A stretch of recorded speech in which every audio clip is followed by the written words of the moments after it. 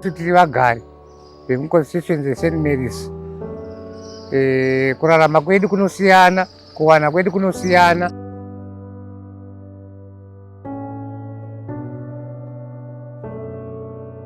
Handisi kumboona kana chandingati ndingayemura kuti tagonerwa. Ende handirari nemasikito, ndine vazukuru, malaria haipere. Saka ina handina kana chandiri kumboti ndingayemure kuti apa pane zviri kuitwa kana kuti pane chafamba. MP ndakaenda ndaendazve. Ndafamba kumba kwa MP ende MP vanotondiziva. Ine macontacts avo nditori nawo mufoni mangu andechitaura nawo. But hapana kana chakachinja.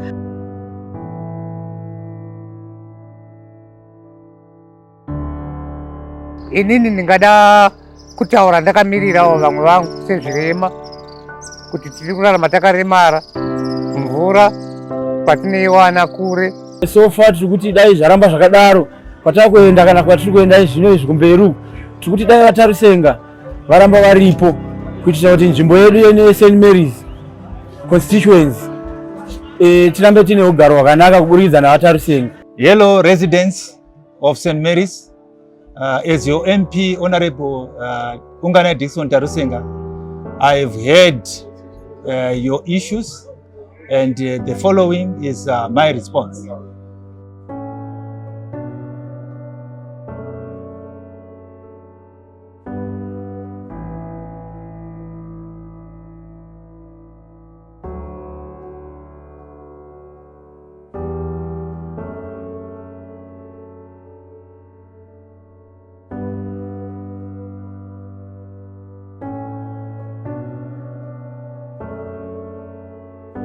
Since I was elected member of parliament from St. Mary's, I am the only member of parliament since 1980 to date who has managed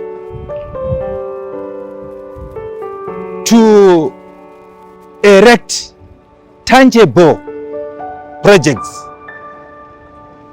which would be in existence for the next 20-50 years. The first thing that I have done in the constituency was actually to transform the St. Mary's Hall toilets from pit toilets into chamber.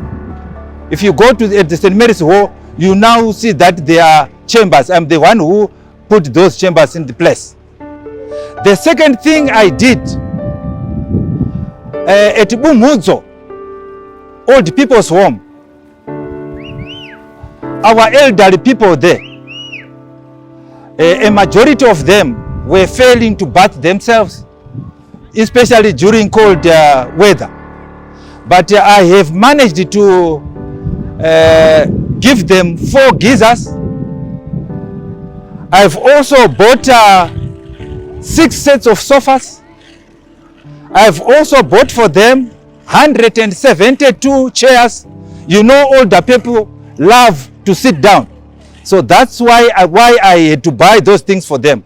And also I've enabled them now to bath themselves. If you go there today, you can witness that during their bathing time now, in fact, someone would even prefer to spend the whole day bathing, and it is now the duty of those health officers now to take them out so that someone would bath his or herself. That's the second thing that I did. The third thing I did, since the St. Mary's Clinic was constructed, it was surrounded by fence, but I had to construct a brick jura wall or a perimeter wall around the St. Mary's Clinic. What I also have done, the fourth thing, is I've managed to construct 2 small bridges along this drain you see here. At the other point, it claimed someone's life. So I've also managed to construct a small bridge across this drain because it's dangerous around the area. I have also the fifth thing, because there is a water shortage in the urban areas. There is water shortage. What have I done? As a temporary measure, because I'm not the government is supposed We have got Muda Dam is on the cards for the donkey years now. But as an MP, I have tried my best to cushion the water shortage by drilling 6 boreholes, which the president of Zimbabwe, Mnangagwa, has also tried to, he has also came in my constituency to emulate what I have done, I have since done, because I have done the borehole drilling here in 2016. But during the past 2022 elections, he came as a campaign tool to drill boreholes. Yes, the presidential boreholes, and I think in my constituency there are 4 of them. So we now have, including mine, we now have 10 boreholes that actually cushion people from accessing water, this precious liquid in our area. Those are some of the projects I have carried out in St. Mary's, which have never been done since 1980. No one has ever done a tangible thing in St. Mary's, regardless of political affiliation. It's only me who is, I've said the president, of that people want tangible projects if you are an MP.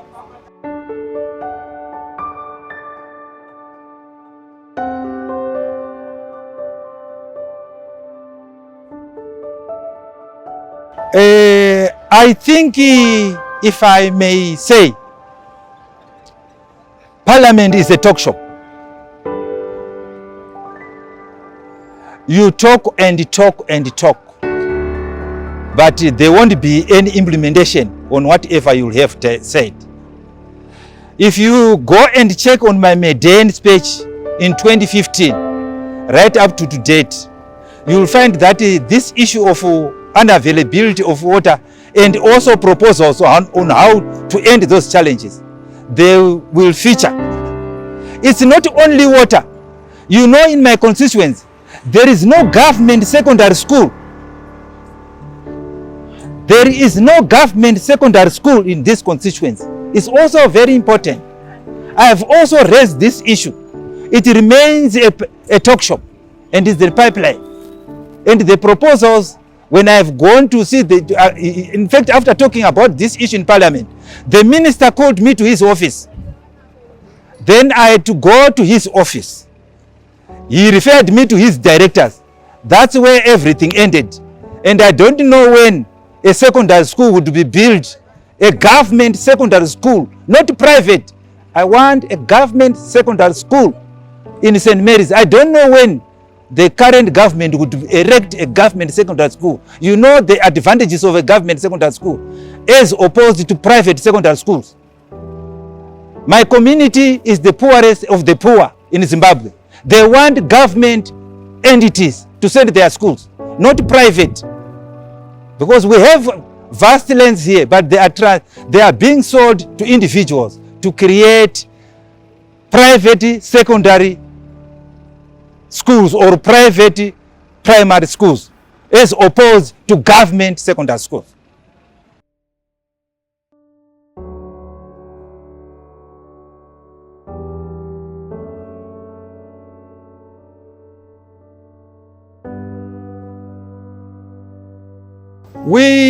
I have engaged our councillors.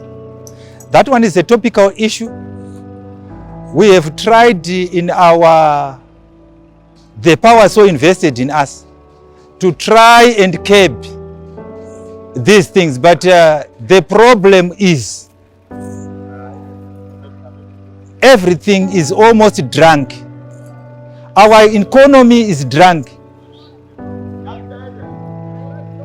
The system is drunk. So we have got everything that is drunk. So it needs someone, a government that is not drunk, to address these issues from this drunken stupor.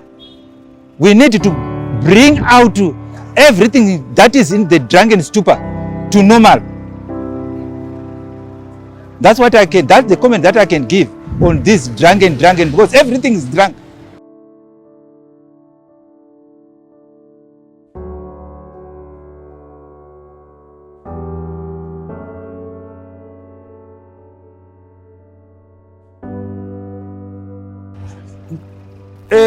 what I have done is to engage the relevant ministries about the roads. Let me show you.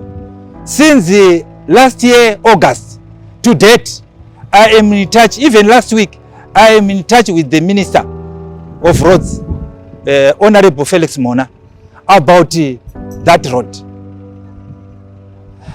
Then about these feeder roads, the internal roads, my complaint to Chitungwiza management has been, you are receiving monies from Zinara. Why is it that you fill potholes with gravel, but if you go to other towns like you, as an example, Norton, Marondera, Rusape, you go to Chinoi, the way they use their Zinara funds, that their quota, far exceeds what happens with what the current you Chitungwiza management is doing. What is your problem? You don't get an answer. And I think, that's my own thinking, it is due to a lot of corruption. And also that these funds are not clearly monitored. To those who are duty bound, like this Rua, Marondera, Noto, Chinoi, those towns, if you go there, they put into proper use the funds they got from Zinara. But not in Chitungwiza. There is a hive of corruption. So we need to keep corruption in Chitungwiza in order to have safe delivery to our residents.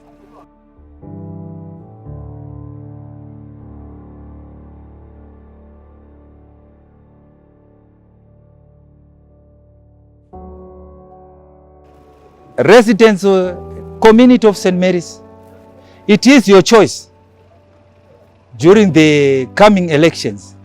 The choice is yours to choose for bread or to choose for hunger. The choice is theirs, and they know where their bread is buttered. So it is their choice. I thank you.